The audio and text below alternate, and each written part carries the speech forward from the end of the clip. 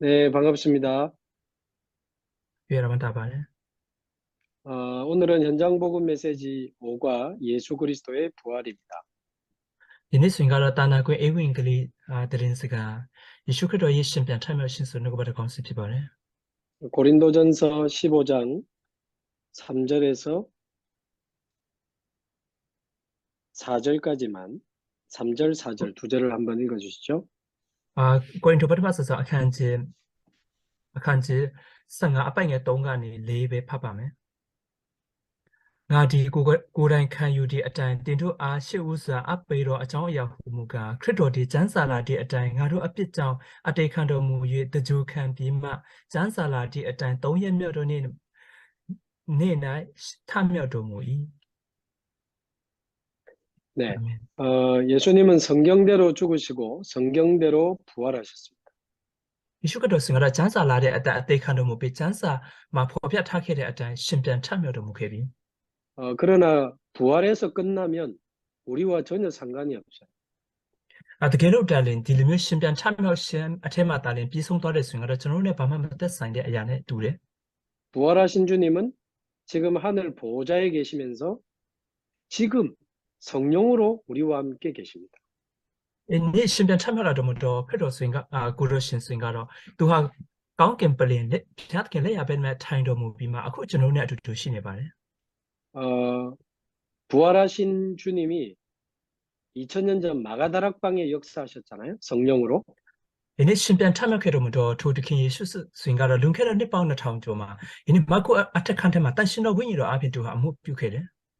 그 성령으로 역사하실 때 방언이 나오고 예언이 나왔습니다.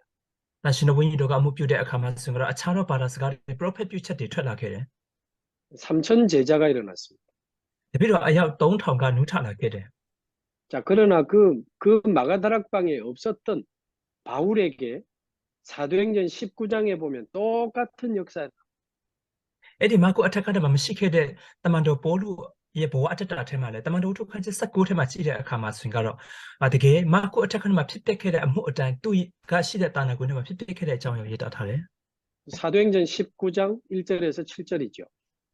တမန်တော်ဝတ္ထုအခန်းချက်19အပိုင်ငယ်1ကနေခွန်အကြောင်းအရာဖြစ်တယ် 바울이 에베소 제자들에게 복음을 전하고 기도했는데 성령이 거기 임하십니다. ပေါလုဆိုရင်ကတော့အိဖက်မြို့သူမြို့သားတို့ကိုအေဝံဂေလိကိုဝင်ရတယ်အခါမှာဆိုရင်ကတော့အဲ့ဒီနေရာထဲမှာတန်ရှင်တော်ဝိညာဉ်တော်ကကြွလာပြီးမှအမှုပြုတယ်ဆိုတဲ့အကြောင်းအရာရေးသားထားတယ် 마가다락방과 똑같이 방언이 터지고 예언이 터지고 많은 제자들이 일어납니다. မကိုအထက်ကမှာဖြစ်ပျက်ခဲ့တဲ့အတိုင်းသူတို့ဆိုရင်ကတော့အခြားသောဘာသာစကားတွေပြောလာတယ်ပြီးတော့ prophet ပြုတဲ့လူတွေလည်းအများကြီးဖြစ်ပျက်ခဲ့မှာမြောက်အများစွာလို့ထလာခဲ့တဲ့အကြောင်းအရာရေးသားထားပါတယ် 마가다락방이 없었지만 이 바울이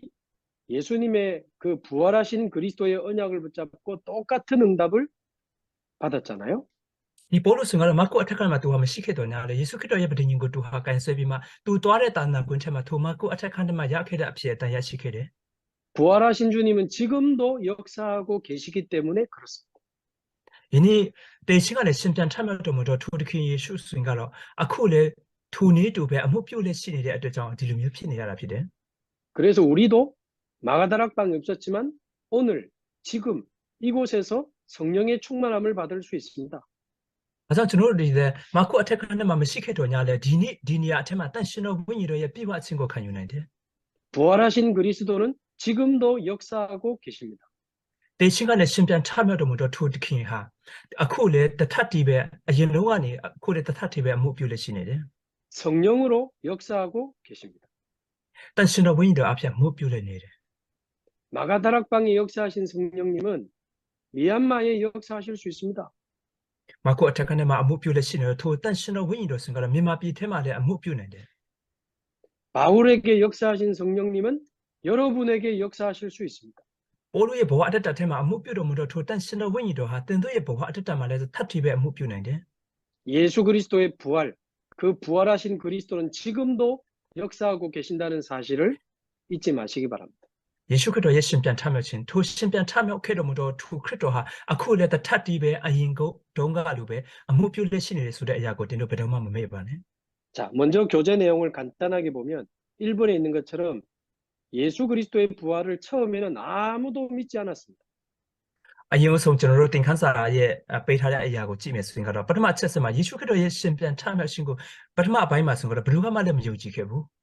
예수님과 3년 동안 같이 먹고 자고 다녔던 제자들도 믿지 못하고 다 도망갔어요. ယေရှုခရစ်တော်နဲ့3နှစ်တာကာလပတ်လုံးအတူတကွအစားတဲ့အတူတကွနေထိုင်ပြီးမှအိတ်ခဲ့တဲ့တပည့်တော်တွေလည်းအားလုံးခရစ်တော်ရဲ့ရှင်ပြန်ထမြောက်ခြင်းကိုမယုံကြည်ခဲ့ဘူး 예수님을 통해 눈을 뜨고 병을 고치고 죽었다가 살아난 사람들도 다 도망갔습니다. ယေရှုခရစ်တော်အားဖြင့်ယင်းနေ့အနာရောဂါငြိမ်းချင်းခံရတယ်ပြီးတော့မျက်စိမြင်သွားတယ်ပြီးတော့ကျမ်းမာသွားတဲ့လူတွေတေရှုနဲ့ထမြောက်တဲ့လူတွေအားလုံးကလည်းပျောက်ကွယ်သွားခဲ့တယ် 베드로는 예수님이 부활했다는 소식을 듣고도 안 믿어져 가지고 다시 고기 잡으러 갔습니다. ပေထရုကလည်းယေရှုကရှင်ပြန်ထမြောက်ပြီဆိုတဲ့အရာကိုကြားတော်ညာလည်းသူမယုံကြည်တဲ့အတွက်ကြောင့်ထပ်ပြီးမှသူဟာတငါတွေဘဝအသက်တာဘဝကိုပြန်သွားတယ် 예수님을 사랑했던 마리아라고 하는 여제자도 예수님 시체에 기름을 바르러 갔다가 부활하신 주님을 만나게 됐으니까 마리아도 안 믿은 거예요. ယေရှုကိုအရန်ချစ်တဲ့ဒီယေရှုကတည်တဲ့အခါမှာသူရဲ့အလောင်းကိုစီလိမ့်ပေးခဲ့တဲ့မာရိကလည်းယေရှုကရှင်ပြန်ထမြောက်ခဲ့တယ်ဒါမဲ့လည်းသူစင်ကတော့မယုံခဲ့ဘူးဆိုတဲ့အရာကိုတွေ့ရတယ် 2번에 있는 것처럼 왜 믿지 않았습니까? ဒုတိယအချက်မှာပါတဲ့အတိုင်းဘာကြောင့်မယုံကြည်ခဲ့ရပါသလဲ 사람은 부활할 수 없기 때문에 그렇습니다. လူတွေကတည်ပြီးမှရှင်ပြန်ထမြောက်ခြင်းမဖြစ်နိုင်တဲ့အတွက်ကြောင့်မယုံကြတာဖြစ်တယ် 간혹 죽었다가 다시 살아났다 이런 사람 있지만 결국 시간이 지나고 다 죽습니다. 모든 사람은 다 죽어요. ဒီနေ့တမိုင်းထဲမှာဆိုရင်ကတော့လူတွေကတည်သွားတဲ့တဖန်ပြန်မှရှင်တန်အသက်ရှင်လာတဲ့လူတွေရှိတော်ညာလဲအဲ့ဒီလူတွေဟာပြန်ရှင်တော်ညာလဲနောက်ဆုံးမှာဆိုရင်ကတော့အားလုံးကတည်သွားတဲ့လူတွေပဲဖြစ်ပါတယ် 2번에 2번 예수님은 십자가에서 물과 피를 몸 안에 있는 물과 피를 다 쏟으시고 완전히 죽으셨습니다. ယေရှုဆိုရင်ကတော့ဒီနံပါတ်1ထဲမှာပါတဲ့အတိုင်းလက်ဝါးကတိုင်ထဲမှာဆိုရင်ကတော့လုံးဝကိုသူ့ရဲ့နိုင်ရိုးထဲကနေဒီမျိုးအသွေးရောပြီးတော့ရေရောထပ်ပြီးမှအားလုံးလုံးလဲလဲကိုသူဟာတိတ်ခဲ့တယ်ဆိုတဲ့အရာကိုကျွန်တော်တွေ့ရပါတယ် 그 원래 그 십자가형이 십자가에 달아가지고 서서히 피와 몸 안에 있는 물을 다 쏟고 말라서 죽게 하는 아주 그 비참한 형벌입니다. မူလဒီလက်ဝါးကတိုင်ထဲမှာအသေးတက်ချင်းဆိုတဲ့ဒီလန်းဆိုရင်ကတော့အဲ့ဒီလက်ဝါးကတိုင်ထဲမှာချိတ်ထားပြီးမှသူဟာတဖြည်းဖြည်းနဲ့အားလုံးကိုခန်းချောက်ပြီးမှအတွေးတွေရေတွေအားလုံးခန်းချောက်ပြီးမှသူ့အနေသူခြောက်တွေ့ပြီးမှတည်သွားရတဲ့အသေးတက်ချင်းပုံစံဖြစ်တယ် 그래서 군인들이 예수님 죽었는지 확인하려고 옆구리에 창을 찔러서 남아있는 물과 피를 다 쏟으셨다고 기록돼 있어요. ဒါကြောင့်ဒီစောင့်ရှောက်နေတဲ့ယင်းစစ်တပ်တွေဆိုရင်ကတော့ယေရှုကတကယ်ကိုတည်သလားဆိုပြီးမှသူတို့ကတိတ်မယုံချင်တဲ့အတွက်ကြောင့်ယေရှုရဲ့နဘေးထဲမှာလန်တန်နဲ့ထူးပြီးမှအားလုံးကိုရေနဲ့အသွေးထွက်လာတယ်ယေရှုကအားလုံးတည်သွားတယ်ဆိုရင်မှဓမ္မကျမ်းစာကလုံးလုံးလတ်တည်သွားတယ်ဆိုမှဓမ္မကျမ်းစာကရေးသားထားပါတယ် 그러니까 뭐 다시 살아난다는 거는 절대 불가능한 거였습니다. ဒါကြောင့်ဒီလိုမျိုးတည်သွားတဲ့လူဟာတဖန်ပြန်မှရှင်ပြန်ထမြောက်တယ်ဆိုတဲ့အရာလုံးဝမဖြစ်နိုင်တဲ့ကိစ္စဖြစ်တယ် 그러면서 예수님이 누구인지 정확하게 아는 사람이 없었으니까요. ဒါကြောင့်ယေရှုကဘယ်သူလဲဆိုတဲ့အရာကိုတိတိကျကျနဲ့သိတဲ့လူတွေတယောက်မှမရှိခဲ့ဘူး 나를 기준으로 인간을 기준으로 봤을 때 살아나는 거는 불가능한 겁니다. ငါရဲ့စံအနေဖြင့်လူရဲ့စံချင်းစံတို့အနေဖြင့်ကြည့်တဲ့အခါမှာဆိုတော့ဘယ်လူနည်းနဲ့မှရှင်ပြန်ထမြောက်ခြင်းမဖြစ်နိုင်တဲ့အခြေအနေဖြစ်တယ် 거기 교재에 있는 대로 과학적으로, 의학적으로, 생리적으로 다시 살아나는 거는 불가능하니까. သင်ခန်းစာမှာပါတဲ့အတိုင်းသိပ္ပံပညာအဖြစ်ဆေးပညာအဖြစ်ဇီဝ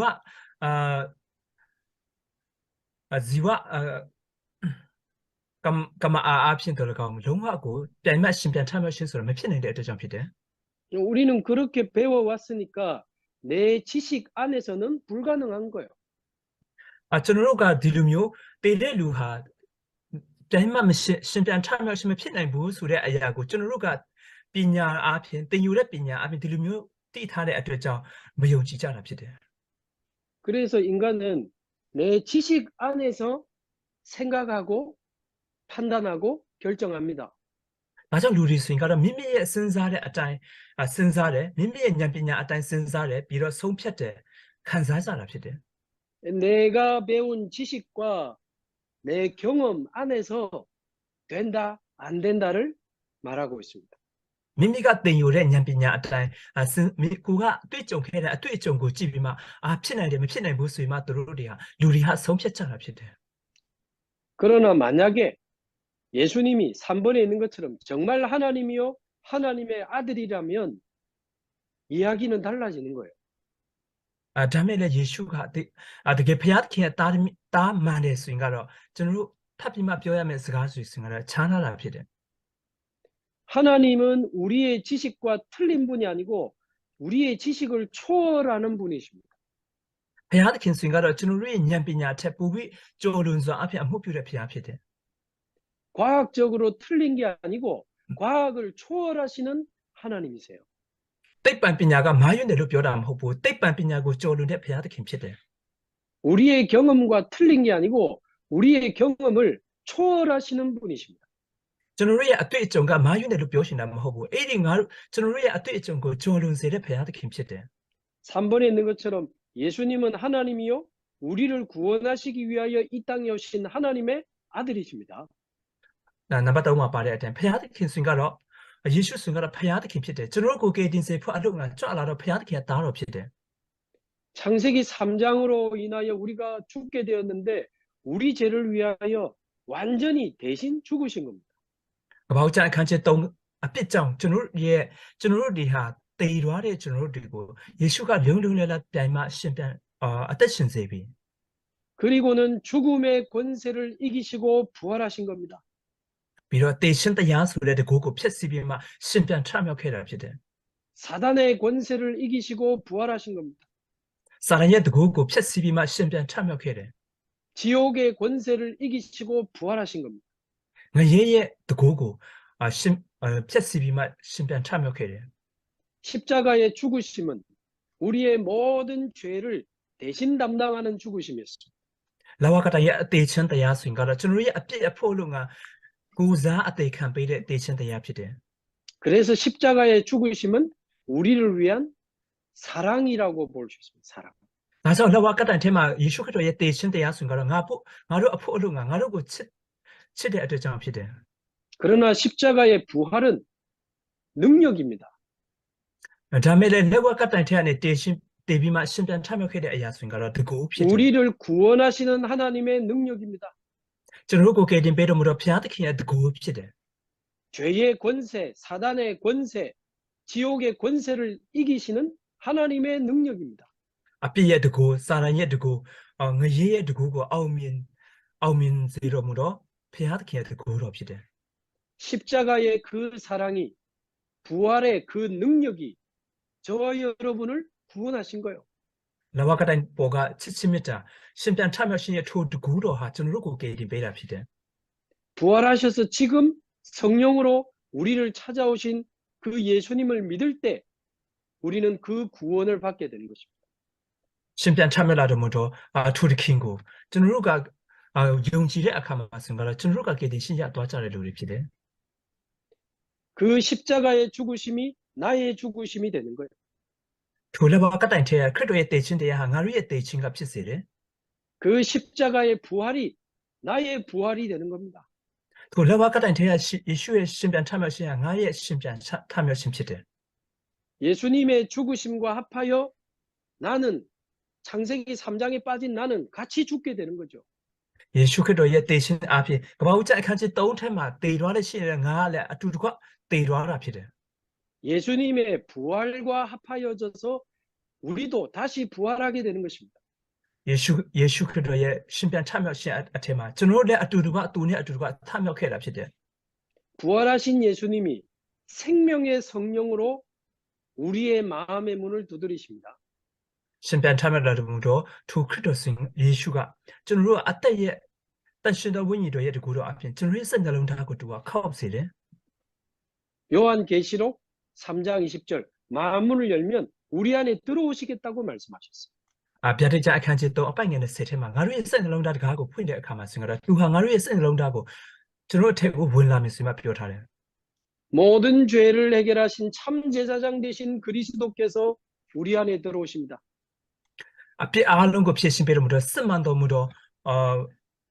သူခရစ်တော်ဟာငါတို့ရဲ့အထက်မှာဝင်လာတယ် 사단의 권세를 이기신 참된 왕이 되시는 그리스도가 우리 안에 들어오십니다. ပြီးတော့အပြစ်ကိုဖြည့်ရှင်းပေးတဲ့ယေဘုဟိတ်ကငါတို့အထက်ဝင်လာတာပေါ့နော်ပြီးတော့စာရရဲ့တကူကိုဖြည့်ဆည်းလို့မတော့သူယေရှုကကျွန်တော်တို့ရဲ့အထက်မှာဝင်လာတာဖြစ်တယ် 부활하셔서 영원한 생명이 되시는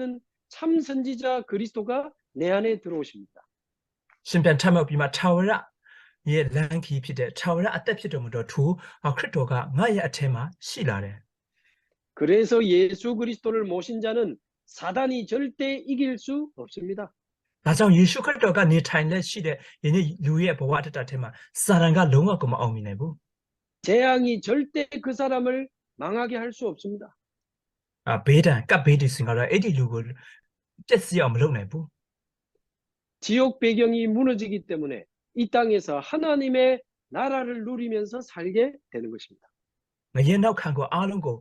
ဖျက်ဆီးလိုက်ပြီဖြစ်တဲ့အတွက်ကြောင့်ဒီလောကအထက်မှာနေတဲ့အခါမှာဘုရားသခင်ရဲ့နိုင်ငံတော်ကိုရရှိပိုင်ဆိုင်ပြီးမှအသက်ရှင်စေနိုင်မှာဖြစ်တယ် 그래서 저와 여러분은 예수가 그리스도 되심의 증인입니다.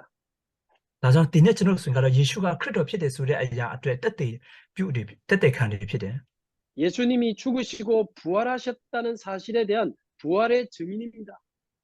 ယေရှုကတည်သွားပြီးမှရှင်ပြန်ထမြောက်ခဲ့တယ်ဆိုတဲ့ယေရှုရဲ့ရှင်ပြန်ထမြောက်ခြင်းရဲ့တက်တဲ့တွေဖြစ်တယ် 나는 부활을 못 봤는데 내가 어떻게 부활의 증인이 됩니까?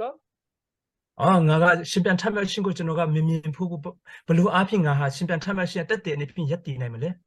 부활하신 그리스도께서 지금 성령으로 내 안에 계시니까 우리도 부활의 증인입니다. ရှင်ပြန်ထမြောက်လာတဲ့မို့တော့ခရစ်တော်ကအခုငါအထက်မှာတန်ရှင်တော်ဝိညာဉ်တော်အားဖြင့်အတူတူရှိနေတာဖြစ်တဲ့အတွက်ကြောင့်ငါတို့ကလည်းရှင်ပြန်ထမြောက်ခြင်းရဲ့တက်တဲ့တွေဖြစ်ကြတယ် 십자가에 죽으시고 부활하신 그리스도가 내 마음에 오니까요. 십자가에 죽으시고 부활하신 게 믿어지는 거예요. ရှင်ပြန်ထမြောက်ပြီးမှတည်ပြီးမှရှင်ပြန်ထမြောက်လာတဲ့သူခရစ်တော်ဟာငါရဲ့အထက်မှာရှိနေတာဖြစ်တဲ့အတွက်ကြောင့်ငါတို့ကလည်းအဲ့ဒီသူ့ရဲ့တည်ခြင်းရှင်ပြန်ထမြောက်ခြင်းကိုယုံကြည်တာဖြစ်တယ်ယုံကြည်လာတာဖြစ်တယ် 저도 십자가에 죽으신 걸 직접 본 적이 없지만 말씀대로 죽으시고 부활하셨다는 게 믿어지는 거예요. ကျွန်တော်ကလည်းရှင်ပြန်ထမြောက်ခြင်းကိုကျွန်တော်မမြင်ဖို့တော့ညာလဲတည်ပြီးမှရှင်ပြန်ထမြောက်တဲ့အရာမမြင်ဖို့တော့ညာလဲနှုတ်ကပတ်တော်အားဖြင့်ရှင်တည်ပြီးမှခရစ်တော်ကတည်ပြီးမှရှင်ပြန်ထမြောက်တော့လာခဲ့တယ်ဆိုတဲ့အရာကိုနှုတ်ကပတ်တော်အားဖြင့်ယုံကြည်ခြင်းကရလာတာဖြစ်တယ် 그 십자가의 죽으심이 나를 위한 죽으심이었다는 사실이 믿어지는 거예요. သူလက်ဝါးကတိုင်ထဲမှာတည်ခြင်းတရားဟာငါအဖို့အလို့ငါတည်ခံပေးတဲ့အရာဖြစ်တယ်ဆိုတဲ့အရာကိုယုံကြည်လာတာဖြစ်တယ် 그 부활하심이 나를 위한 생명의 부활이라는 사실이 믿어지는 겁니다. ဘုရှင်ပြန်ထမြောက်ခြင်းဟာငါအဖို့အလို့ငါအသက်ကိုပေးစေဖို့အလို့ငါရှင်ပြန်ထမြောက်ခဲ့တယ်ဆိုတဲ့အရာကိုယုံကြည်လာတာဖြစ်တယ် 그 그리스도께서 지금 성령으로 내 안에 계신다는 사실이 믿어지는데 어떻게 하겠어요? ထိုတည်ပြီးမှရှင်ပြန်ထမြောက်လာတဲ့ခရစ်တော်ကငါအထက်မှာအသက်ရှင်နေတယ်ဆိုတဲ့အရာကိုကိုကယုံကြည်သွားပြီဆိုရင်တော့ဘယ်လိုဖြစ်မလဲ 그분은 성령으로 말씀으로 지금도 나와 함께 계십니다. ဘုဒ္ဓဆင်ကတော့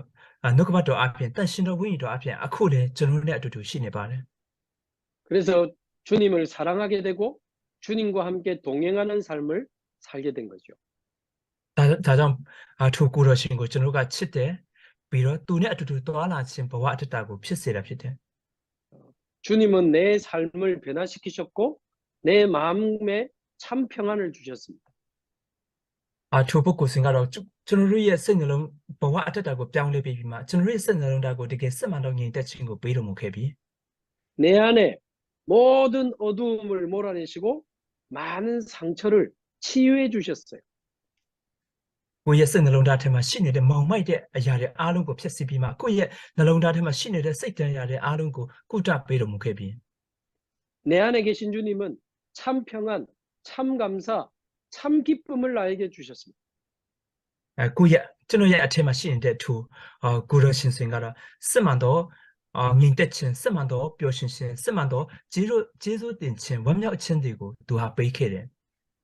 이제 저는 부활하신 그리스도를 말하는 자가 되었고 전도자의 삶을 살아가게 되었습니다. အခုကျွန်တော်ဆိုရင်ကတော့ယနေ့ရှင်ပြန်ထမှတ်လာတယ်မို့တော့ခရစ်တော်ရဲ့အကြောင်းကိုပြောတဲ့ဧဝံဂေလိပြုဆရာဖြစ်ပြီးမှတက်တဲ့အနေဖြင့်ကျွန်တော်ဟာဧဝံဂေလိပြုဆရာဖြစ်လာနေတယ် 그래서 저와 여러분은 그리스도의 증인이요 부활의 증인입니다. ဒါကြောင့်ဒီနေ့ကျွန်တော်ဆိုရင်ကတော့ခရစ်တော်ရဲ့တက်တဲ့ဖြစ်ပြီးမှရှင်ပြန်ထမှတ်လာခြင်းရဲ့တက်တဲ့ဖြစ်ပါတယ် 주님과 함께 동행하며 살아가는 그리스도의 참 제자요 참 증인입니다. ခရစ်တော်နဲ့အတူတူတွာလာတဲ့ခရစ်တော်ရဲ့စစ်မှန်သောတပည့်တော်ဖြစ်ပြီးမှခရစ်တော်ရဲ့စစ်မှန်သောတက်တဲ့တွေဖြစ်ကြပါတယ် 그러니까 이제 부활에 대한 가장 큰 증거는 내 안에 있는 거예요.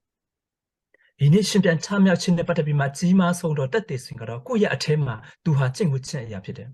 그 영원한 보증서가 성경이다. 하나님 말씀. ပြီးတော့ထာဝရကျွန်တော်တို့ရဲ့အမတ်ခံဆိုရင်ကတော့အမတ်ခံအဲ့ဒီလက္ခဏာဆိုရင်ကတော့နှုတ်ကပတ်တော်ဖြစ်တယ် 자, 그러니까 이 초대교회 제자들이요. 막 생을 걸고 죽음을 두려워하지 않고 그리스도를 전하기 시작해요. ဒါကြောင့်ကနဦးအတင်းတော်တပည့်တော်တွေဆိုရင်ကတော့အသက်ကိုစသေးပြီးမှဒီနေ့ကြောက်ရွံ့ခြင်းရှိပေနဲ့ခရစ်တော်ကိုဝင်ငှခဲ့တယ် 그러니까 4번에 있는 것처럼 이 예수님을 죽인 유대인들이 이제 부활을 감추려고 막 거짓말을 한 거예요. ဒီနေ့နံပါတ်4မှာပါတဲ့အတိုင်းယနေ့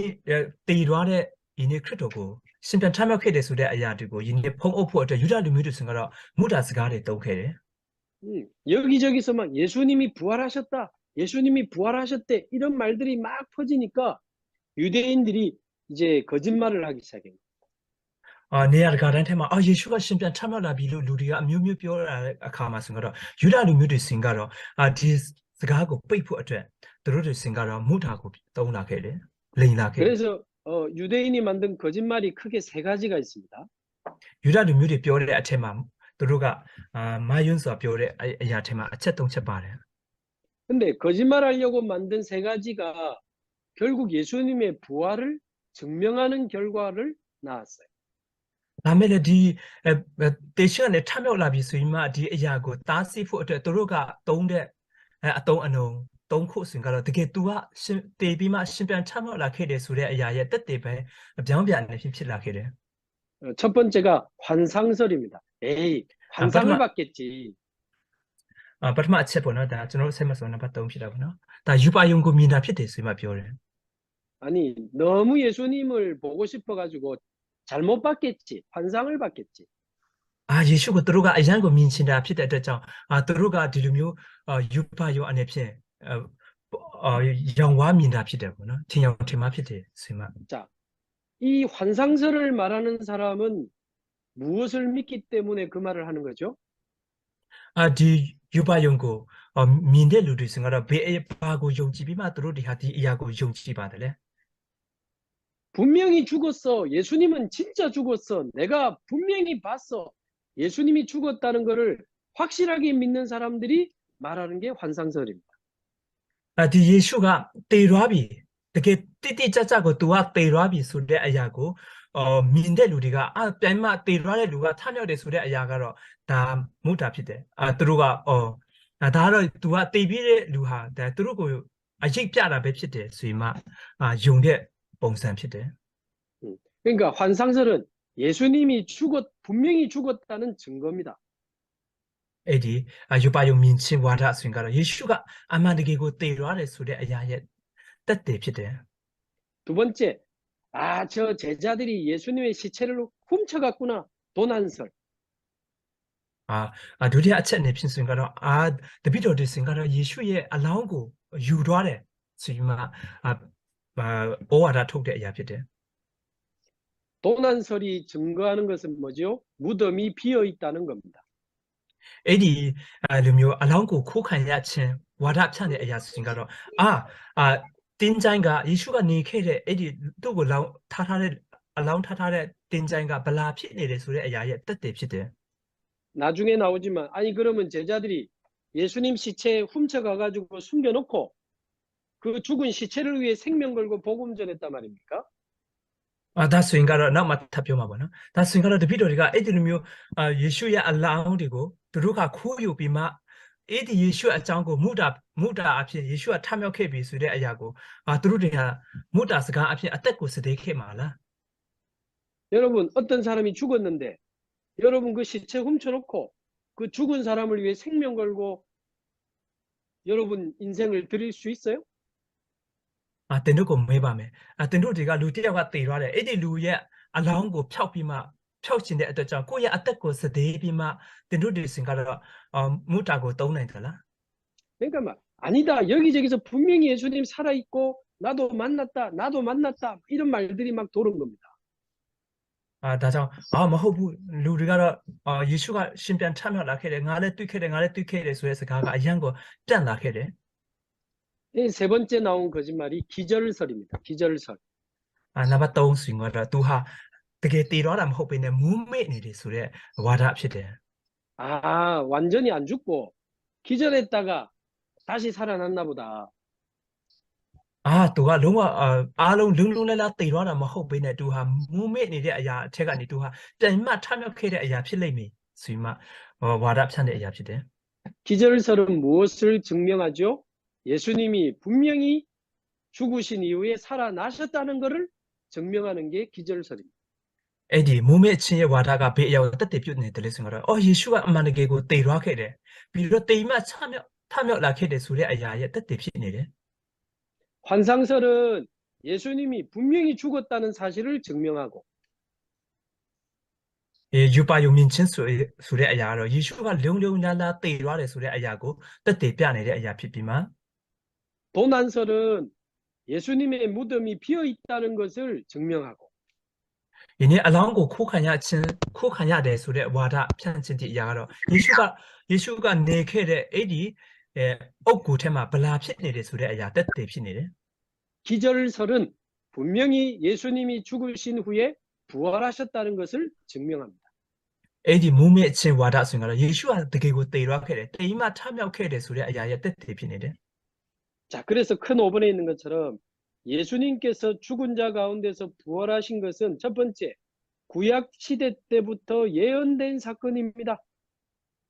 ဒါကြောင့်နံပါတ်5မှာပါတဲ့အတိုင်းယေရှုကတည်ပြီးမှထမြောက်ခဲ့တယ်ဆိုတဲ့ဒီအရာဆိုရင်ကတော့ဒီတမဟောင်းကျမ်းစာထဲမှာဖော်ပြထားတဲ့အတိုင်းပြည့်စုံလာခဲ့တဲ့အရာဖြစ်တယ် 구약 성경에도 나와 있고 예수님 자신도 죽으시고 부활하실 것을 미리 말씀하셨어요. ဒီအရာဆိုရင်ကတော့တမဟောင်းကျမ်းစာထဲမှာလည်းယေရှုကတည်ပြီးမှထမြောက်မယ်ဆိုတဲ့အရာကိုကြိုတင်ပြီးမှပြောထား prophet ပြုထားခဲ့တယ်ညီတူယေရှုခရစ်တော်သူကိုယ်တိုင်ကလည်းငါဟာတည်ပြီးမှ3ရက်မြောက်တော့နေ့မှာရှင်ပြန်ထမြောက်မယ်ဆိုမှသူကပြောခဲ့တာဖြစ်တယ် 두 번째, 분명히 무덤이 비어 있는데 로마 군인들이 지키고 있었습니다. 거짓말할 수가 없어요. ပြီးတော့ဒုတိယအချက်အနေဖြင့်ဆိုရင်ကတော့ယနေ့ယေရှုကလုံလုံလားတည်သွားခဲ့တယ်တည်သွားပြီးမှရောမစစ်သားတွေကအဲ့ဒီအုပ်ကိုစောင့်နေခဲ့တာဖြစ်တယ်မူတာစကားမပြောနိုင်ဘူး 세 번째, 그때 당시 부활하신 예수님을 실제로 본 사람들이 너무너무 많았습니다. ပြီးတော့နံပါတ်3ဆိုရင်ကတော့ယေရှုကထိုကာလအထက်မှာဆိုရင်ကတော့ထမြောက်ခဲ့တယ်သူထမြောက်ပြီးမှလူတွေမြောက်များစွာဟာထမြောက်ပြီးတဲ့ယေရှုကိုမြင်ခဲ့တယ် 아니, 예수님 십자가에 죽으실 때 다 도망갔잖아요, 제자들. ယေရှုကလက်ဝါးကတန်းထဲမှာအသေးခံတဲ့အခါမှာတပည့်တော်တွေအားလုံးကတော့ထွက်ပြေးသွားကြတယ် 근데 다시 와서 그 시체를 훔쳐가서 숨겨놓고 예수는 부활하셨다. 그게 말이 됩니까? အဲ့ဒီလိုမျိုးထွက်ပြေးသွားတဲ့တပည့်တော်တွေကပြန်မှလာပြီးမှသူ့ရဲ့အလောင်းကိုခိုးယူပြီးမှယေရှုကရှင်ပြန်ထမြောက်ပြီးဆိုမှသူတို့တွေဟာတွားရောက်ပြီးမှရှောက်ပြောနိုင်မလားမဟုတ်ဘူး 예수님의 시체를 감추고 그 시체를 전하면서 죽기까지 한다? 말이 안 되잖아요. ယေရှုရဲ့အလောင်းကိုသူတို့တွေဆိုတော့ခိုးယူပြီးမှအဲ့ဒီတည်သွားတဲ့အရာကိုထမြောက်ခဲ့ပြီဆိုမှဒီလိုမျိုးသူ့ရဲ့အကြောင်းကိုတွားဝေငှတယ်ဒါတော့လုံးဝကိုမဖြစ်နိုင်တဲ့စကားဖြစ်တယ် 그래서 이 부활하신 그리스도를 만난 제자들은 하나님이 주시는 어마어마한 영적인 힘을 얻어서 복음을 전하는 전도자로 다 바뀐 겁니다.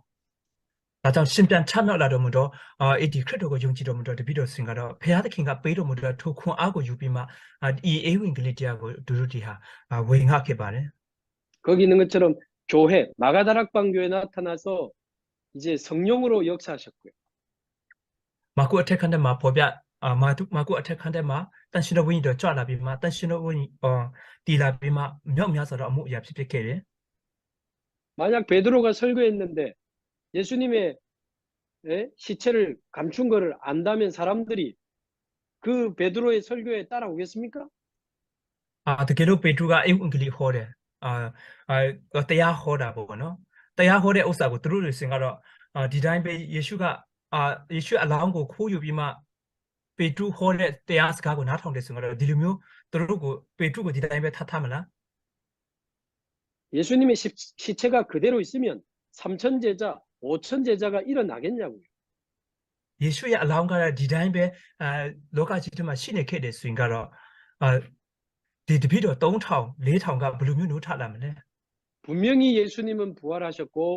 마가다락방 교회에 성령으로 역사하셨습니다. ယေရှုဆိုရင်ကတော့တကယ်ကိုရှင်ပြန်ထမြောက်ခဲ့ပြီးမှမာကုအထက်ခန်းထဲမှာတန်ရှင်တော်ဝိညာဉ်တော်အဖြစ်အမှုပြုခဲ့တယ် 큰 6번에 있는 것처럼 부활하신 주님은 마가다락방에만 역사하신 게 아닙니다. နံပါတ်6မှာပါတဲ့အတိုင်း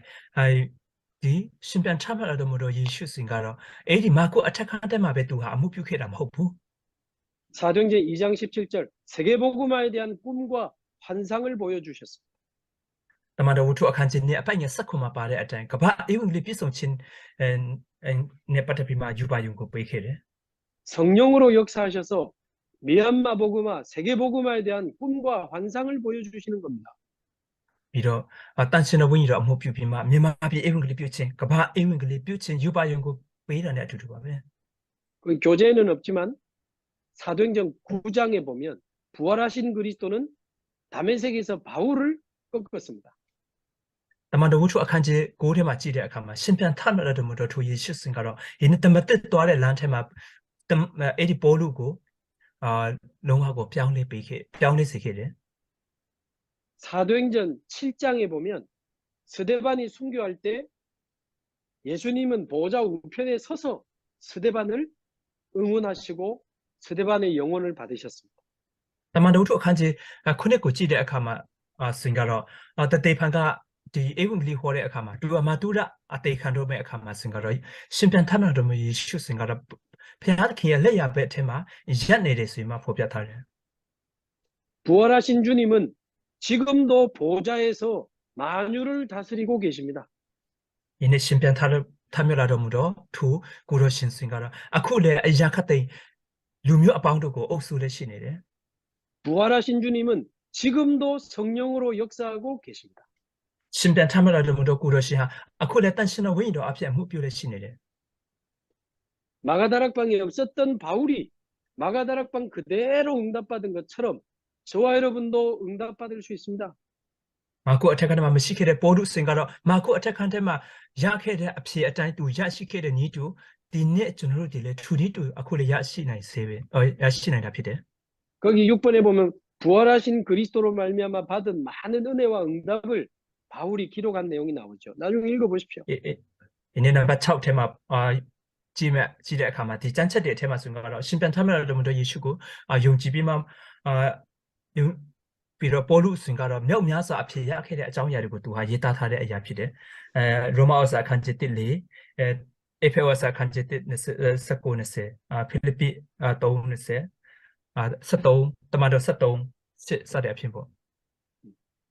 만물을 복종케 하시는 그리스도는 어제나 오늘이나 내일이나 영원히 동일하십니다. တက်ရှိတတော်အားလုံးကနာခံတော်မူသောသူ့ရဲ့နာမကိုနာခံတော်မူသောသူခရစ်တော်စင်ကတော့မနေ့ယနေ့ထာဝရအစင်ပြအစင်မြဲတည်တော်မူတဲ့ဖခင်မပြောင်းမလဲတည်ရှိတဲ့ဖခင်ဖြစ်ပါတယ် 자, 결론적으로 우리가 미얀마에 빛의 망대를 세워야 됩니다. ဒီကုန်းအနေဖြင့်ပြောရမယ်ဆိုတော့ကျွန်တော်တို့ကမြန်မာပြည်အတွက်အလင်းကိုထွန်းလင်းစေတဲ့ဂင်းမြော်စင်ကိုတိဆောက်ဖို့အတွက်လိုတယ် 여러분이 곧 빛의 망대입니다. တင်တို့ကိုယ်တိုင်ကအလင်းကိုထွန်းလင်းစေမဲ့ဂင်းမြော်စင်ဖြစ်ပါတယ် 여러분이 있는 현장에 지역에 빛의 망대를 세워야 됩니다. တင်တို့ရှိတဲ့သာသနာကွင်းထဲမှာအလင်းကိုထွန်းလင်းစေမဲ့အလင်းရဲ့ဂင်းမြော်စင်ကိုတိဆောက်ဖို့အတွက်လိုပါတယ် 실제로 어떻게 세우면 좋겠습니까? လက်တွေ့ကြကြဘယ်လိုမျိုးကျွန်တော်တို့ကကိုကရှိတဲ့နေရာထဲမှာဂင်းမြော်စင်ကိုတိဆောက်မလဲ 어렵지 않습니다. 여기 있는 모든 분들 렘넌트들까지 누구나 다 할 수 있어요. လုံးဝမခက်ခဲဘူးဒီနေရာထဲမှာရှိတဲ့လူတွေအားလုံး remnant တွေအထိကလေးတွေအထိအားလုံးကိုလုတ်တိဆောက်နိုင်တဲ့အရာဖြစ်တယ် 빛의 망대를 실제로 어떻게 세웁니까? 알린의 개명성고 레트 찾아 부르면 뒤섬을래. 첫 번째, 내가 누군지를 알고 믿는 것이 빛의 망대를 세우는 첫 번째입니다. பட்மா அச்சအနေဖြင့်ဆိုငါကဘဒူလဲဘဒုကိုယုံကြည်တဲ့ဘဒူလဲဘယ်လိုမျိုးပုံကိုလဲဆိုတဲ့အရာကိုယုံကြည်တဲ့အရာကပထမအဆုံးတော့အလင်းရဲ့ကိမြင့်စင်တိဆောက်ခြင်းပထမအချက်ဖြစ်တယ် 저와 여러분 누굽니까? 우리의 정체성을 알고 믿는 것이 빛의 망대를 세우는 거예요. တင်းတဲ့ကျွန်တော်တို့ကဘယ်လိုမျိုးလူပါလဲကိုကကိုသိပြီးမှအလင်းရဲ့ကိုယ့်ရဲ့ identity ကိုသိပြီးမှအလင်းရဲ့ကိမြင့်စင်ကိုတိဆောက်ဖို့အတွက်ဖြစ်တယ် 여러분 혹시 가난하고 무식하고 배경이 없어도 괜찮습니다. တင်းတို့ဒီအကရွေးပညာမတတ်ဘူးပြီးတော့ဆင်ရဲတယ်အနောက်ခံမရှိဘူးဆိုရင်ကိစ္စမရှိဘူး 저와 여러분은 성삼위 하나님의 이름으로 구원받은 하나님의 자녀입니다. တင်းနဲ့ကျွန်တော်တို့ဆိုရင်ကတော့သုံးပါးဆိုဖရာသခင်ရဲ့ဖရာသခင်နာမတော်အပြင်ကယ်တင်ရှင်ခံရတော်မူတော့ဖရာသခင်ရဲ့သားသမီးတွေဖြစ်တယ် 우리는 보좌의 축복을 누리는 복의 근원입니다. 복의 근원. ကျွန်တော်တို့ကပလင်တော်ထက်အကောင်းကြီးမင်္ဂလာကိုရရှိတော်မူတော့ကောင်းကြီးမင်္ဂလာရဲ့အရင်းမြစ်တွေဖြစ်တယ် 부모님 원망 안 해도 되고 나라 원망 안 해도 됩니다. 우리는 복의 근원입니다. မိဘတွေကိုပုံကံပြောဆိုဆက်မလို့ဘူးနိုင်ငံတော်ကိုပုံကံပြောဆိုဆက်မလို့ဘူးကျွန်တော်တို့ဒီဟာကောင်းကြီးမင်္ဂလာတဲ့အရင်းမြစ်ပုဂ္ဂိုလ်တွေဖြစ်တယ် 나 한 사람만 응답받으면 됩니다. ငါတက်ရောက်တာလေဖျားသခင်ဆရာနဲ့အဖြစ်ရပဲရတယ် 핑계 대지 말고 나의 한 사람만 응답받으면 나를 통해 가정, 우리나라 다 살 수 있습니다. အကြောင်းပြချက်ကိုမပေးပါနဲ့ငါတက်ရောက်တာလေဖျားသခင်ဆရာနဲ့အဖြစ်ရတယ်ဆိုရင်ကတော့ကိုယ့်ရဲ့မိသားစုကိုယ့်ရဲ့ဒေတာပတ်ဝန်းကျင်တွေကိုနိုင်ငံကိုအသက်ရှင်စေမှာဖြစ်တယ် 베드로전서 2장 9절 여러분이 가는 곳마다 흑암과 재앙이 무너지는 여러분은 왕 같은 제사장입니다. ပေဒရုပထမဆဆအခန်းကျင်းနဲ့အပိုက်ငယ်ကိုထဲမှာတင်တို့တွေစင်ကတော့မောင်မိုက်ထဲကနေအလင်းကိုခေါ်တွင်းချင်းခံရတော်မူတော့မြင်းစစ်စင်ရှိတော့ရစ်ပရောဟိတ်အမျိုးတွေဖြစ်တယ် 사도행전 1장 8절 여러분은 그리스도의 증인입니다. တမန်တော်ဝတ္ထုအခန်းကျင်း1ချက်တင်တို့တွေဟာခရစ်တော်ရဲ့တက်သေးတွေဖြစ်တယ် 미얀마에서 땅 끝까지 살리게 될 그리스도의 증인이 바로 여러분입니다. မြန်မာပြည်ကနေမြေကြီးစွန်းတဲ့အသက်ရှင်စေနိုင်တော်မူတော့ခရစ်တော်ရဲ့တက်သေးတွေကတင်တို့ကိုယ်တိုင်ဖြစ်တယ် 나는 하나님의 자녀요 복의 근원입니다. ငါဟာဖျားသခင်ရဲ့သားသမီးဖြစ်တယ်ကောင်းခြင်းမင်္ဂလာရဲ့အရင်းမြစ်ဖြစ်တယ် 나는 왕 같은 제사장이요 세계복음하는 그리스도의 증인입니다. ငါဟာမြင်းစစ်စင်ရှိတော့ရစ်ပရောဟိတ်အမျိုးဖြစ်ပြီးမှယနေ့ရှင်ဘုရင်တွေဖြစ်တယ် 아침에 눈을 뜨면 날마다 이 신앙 고백으로 여러분이 승리하시기 바랍니다. နာနဲ့တင်တို့တွေဟာအဲ့ရထိုင်မှာမူလင်းမျက်စိဖွင့်တာနဲ့တင်တို့ရဲ့ပါဇက်ထဲကနေဒီယုံကြည်ဝန်ခံခြင်းကိုဝန်ခံကြပါ 자, 빛의 망대를 두 번째 실제로 어떻게 세웁니까? အလင်းရဲ့ကင်းမြတ်စင်ကိုဒုတိယချက်နဲ့ဖြင့်လက်တွေ့ချက်ဘယ်လိုမျိုးတည်ဆောက်မလဲ 하나님이 내게 주신 약속의 땅을 찾아야 됩니다. ဘုရားသခင်ကငါ့ကိုပေးတော်မူတော့ဂတိထားတဲ့မြေကိုရှာဖို့အတွက်လိုအပ်တယ် 여호수아서 1장 3절 우리가 밟고 서 있는 그곳이 바로 하나님이 주신 약속의 땅입니다. ယေရှုမစာခန်းချင်းနေအပိုင်ငယ်တုံးထဲမှာငါတို့ကသွားမဲ့နိမဲ့နေမြေဟာဘုရားသခင်ကဂတိထားတဲ့မြေဖြစ်တယ် 사도행전 27장 24절 같은 배를 타고 있는 모든 사람이 하나님 주신 약속의 땅입니다. ပြီးတော့တမန်တော်ထုတ်ခန်းချင်းနဲ့ဆက်ခွန်အပိုင်ငယ်နဲ့ဆက်လီပြီးတော့အတူတကွဒီလိုမျိုးလေစီပိုးလို့နဲ့အတူတူလေစီလက်ရှိနေတဲ့အဲ့ဒီနေရာအဲ့ဒီလေပေါ်ကိုယ်တိုင်ကဘုရားသခင်ကသူ့အတွက်ဂတိထားတဲ့မြေဖြစ်တယ် 시편 78편 70절 72절 다윗이 가진 그 기능이 바로 하나님이 주신 약속의 땅입니다. ဆာလံကျမ်းအခန်းချင်း98အပိုင်ငယ်90ထဲမှာဒါဝိဒ်ကရရှိပိုင်ဆိုင်ထားတဲ့သူ့ရဲ့ကျွမ်းကျင်မှုအရာကဘုရားသခင်ကပေးတဲ့သူ့ရဲ့မြေဖြစ်တယ် 나와 관계된 모든 현장, 나와 관계된 모든 사람, ငါနဲ့ပတ်သက်တဲ့ယင်းနဲ့တာနာကွေးအားလုံးမိမိနဲ့ပတ်သက်လက်ရှိနေတဲ့လူတွေအားလုံး 내가 가진 기능과 나의 직업, 그게 전부 하나님이 주신 나의 현장이요, 나의 선교지입니다. မိမိကပိုင်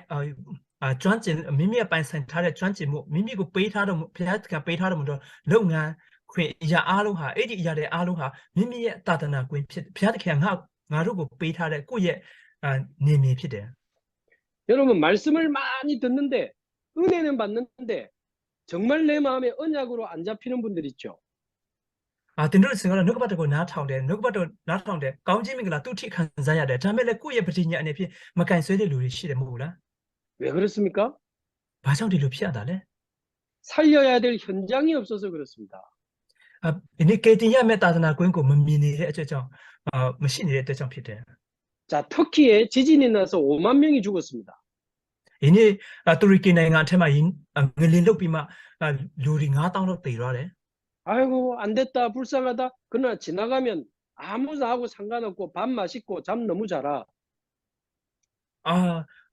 တကယ်ကိုမဖြစ်ဘူးတကယ်ကိုအရန်ကိုတနာဖို့ကောင်းတယ်ဒီ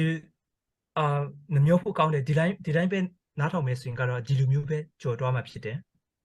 근데 만약 여러분의 자녀나 여러분 가족이 터키에 있다면 그 뉴스 듣는 순간 여러분은 어떻겠어요? တကယ်လို့တင်တို့သားသမီးတွေစင်ကတော့အဲ့ဒီတူရကီနိုင်ငံအထက်မှာရှိနေတဲ့ဆိုရင်ကတော့တူရကီနိုင်ငံအထက်မှာငလင်လုတ်တယ်လို့ပြောတဲ့အခါမှာဘယ်လိုမျိုးခံစားမလဲ 충격이 돼가 좀 막 전화하고 난리가 나겠지. တကယ်ကိုထိတ်လန့်ပြီးမှတကယ်ဖုန်းတွေကိုရှောက်ဆက်မှာဖြစ်တယ် 살려야 될 현장이 없으니까 말씀이 그냥 은혜 받고 지나가는 거예요, 계속. 你အသက်ရှင်စေမဲ့ကေတင်စေမဲ့တာသနာကွင်းကကိုကမတွေ့နေတဲ့အတက်ကြောင့်မရှိနေတဲ့အတက်ကြောင့်ဒီတိုင်းနှုတ်ကပတ်တော်ကတော့ကိုယ့်အတွက်ကောင်းခြင်းမင်္ဂလာသူ့ထိခံစားရတယ်ခွန်အားရတယ်ဒါမဲ့လည်းဒီတိုင်းပဲကိုယ့်ရဲ့ပဋိညာဉ်အနေဖြင့်မကန်ဆွဲဘဲနဲ့ဒီတိုင်းကြော်လွန်သွားစေ 미얀마 135종족이 우상과 영적 문제로 다 죽어가잖아요. မြန်မာပြည်135မြို့အထက်မှာဆိုတော့ရုပ်ထုယဉ်ကျေးမှုအထက်မှာအားလုံးဝိညာဉ်ပန်းဆရာတေတော်လည်းရှိနေတယ် 미얀마의 우리 후대들이 다 죽어가는데 우리에게 현장이 없습니까? မြန်မာပြည်ထဲမှာကျွန်တော်တို့နောက်မျိုးဆက်တဲ့အားလုံးကဝိညာဉ်ပန်းဆရာအနေဖြင့်တေတော်လည်းရှိနေတဲ့ဥစ္စာကျွန်တော်တို့ရဲ့တာနာကွင်းမရှိပဲဖြစ်မလား 우리는 복음 전하는 좋은 목사님, 선교사님 만나가지고 편안하게 신앙생활하면서 정말 잘 지내잖아요. ကျွန်တော်တို့ဆိုရင်ကတော့ဒီလိုမျိုးဧဝံဂေလိတရားကိုရရှိပြီးမှဧဝံဂေလိတရားကိုဝင်ငှပေးတဲ့တင်းအုပ်ဆရာတွေတာနာပြုဆရာတွေနဲ့တွေ့ဆုံပြီးမှကျွန်တော်တို့ဆိုရင်ကတော့တက်တောင့်တက်တာအဖြစ်နေထိုင်နေနေတာမဟုတ်ဘူး 그러나 미얀마에는 이 복음을 한 번도 못 들어보는 사람들이 너무너무 많은데 우리에게 현장이 없습니까? ဒါမဲ့လည်းဒီမြန်မာပြည်ထဲမှာဒီဧဝံဂေလိတရားကိုမကြားတခါမှမကြားဘူးတဲ့နေမြေတွေအများကြီးရှိသေးတယ်ငါတို့အတွက်တာနာကွင်းမရှိဘူးဆိုတာဖြစ်နိုင်သလား 이 현장을 마음에 확정하고 주일날 예배를 한번 들으면서 말씀 들어보세요. 말씀이 전부 답입니다. ဒီကူကသွားမဲ့တာသနာကွင်းထက်ကိုဘယ်နေရာမှာသွားမယ်ဆိုတဲ့အရာကိုစိတ်နှလုံးသားထဲမှာဆုံးဖြတ်ထားပြီးမှထိထားပြီးမှတနင်္ဂနွေနေ့မှာအားလုံးဝတ်ပြုခြင်းကိုဘုရားသခင်ကိုဝတ်ပြုကိုယ်ကိုယ်ရှင်လုပ်ကြည့်ပါအဲ့ဒီအခါထဲမှာနှုတ်ကပတ်တော်အားဖြင့်အရာအားလုံးကအဖြေရရှိစေမှာဖြစ်တယ် 그러니까 이 약속의 땅을 가지고 주일날 예배드리러 와야 돼요. ဂတိထားတဲ့မြေကိုကျွန်တော်တို့ဒီဟာဂတိတော်ကိုင်းဆွဲပြီးမှတနင်္ဂနွေနေ့မှာဘုရားသခင်စစ်မှာလာရောက်ပြီးမှဝတ်ပြုကိုယ်ကိုယ်ဖို့အတွက်လုပ်တယ် 이 약속의 땅을 가지고 매일 사모너를 지속해 보세요. 그게 빛의 망대를 세우는 겁니다. ဒီဂတိထားတဲ့မြေကိုဂတိတော်အားဖြင့်ကိုင်းဆွဲပြီးမှနေ့ရက်စဉ်တိုင်းတရက်3ခုကိုလုပ်ကြည့်ပါ 393의 능력이 내게 임하도록 393의 능력이 미얀마에 임하도록 393 기도가 빛의 망대를 세우는 겁니다. 3ခုတုံးကကျွန်တော်ရဲ့အထက်မှာတည်လာအောင်3ခုတုံးကကျွန်တော်ရဲ့တာနာကွန်းထဲမှာရောက်ရှိလာအောင်ဆုတောင်းခြင်းအပြင်ဒီအလင်းရဲ့ဒီမျိုးစင်ကိုတိဆောက်စေရဖြစ်တယ် 결론 내리겠습니다. 내가 누군지 아는 것이 빛의 망대를 세우는 겁니다. ဒီကုန်းပြောပါမယ်ငါကဘယ်သူလဲဆိုတဲ့အရာကိုသိတဲ့အရာကအလင်းရဲ့ဒီမျိုးစင်ကိုတိဆောက်ခြင်းအရာဖြစ်တယ် 두 번째 하나님이 주신 약속의 땅 현장을 찾아내는 것이 빛의 망대를 세우는 겁니다. ဒုတိယအချက်အနေဖြင့်ဆိုရင်ကတော့ဘုရားသခင်ကငါ့ကိုဂတိထားတဲ့နေမြေကဘယ်နေရာလဲဆိုတဲ့အရာကိုရှာရှင်းဟာဒုတိယအချက်ဒီမျိုးစင်ဖြစ်တယ် 세 번째 그 약속의 땅을 가지고 주일 예배드리고 사모너를 지속하는 게 빛의 망대를 세우는 겁니다. တတိယအချက်အဲ့ဒီဘုရားသခင်ကပေးထားတဲ့ဒီမျိုးစင်ကိုရဲ့တာနာမြေကိုပဋိညာဉ်ကိုကိုင်းဆွဲပြီးမှတနင်္ဂနွေနေ့လာရောက်ပြီးမှဝတ်ပြုကိုးကွယ်ခြင်းအပြင်393ဆွတောင်းခြင်းဒီအရာဟာတတိယအချက်ဒီမျိုးစင်တိဆောက်ခြင်းအရာဖြစ်တယ် 네 번째 393 기도를 24 누리는 것이 빛의 망대를 세우는 겁니다. စတုတ်ထချက်393ဆွတောင်းခြင်းကို24နာရီရရှိပန်ဆိုင်လုံနိုင်တဲ့လူလုံဆောင်ခြင်းအရာဟာအလင်းရဲ့ဒီမျိုးစင် 둘이 서로 아차피대. 부활하신 그리스도 이름으로 승리하시기를 주님의 이름으로 축복합니다. 신변 참여라도 그리스도의 나마로 앞에 아우민 친구 야시세포 어떻게 예수 그리스도 나마 앞에 감지 비바래.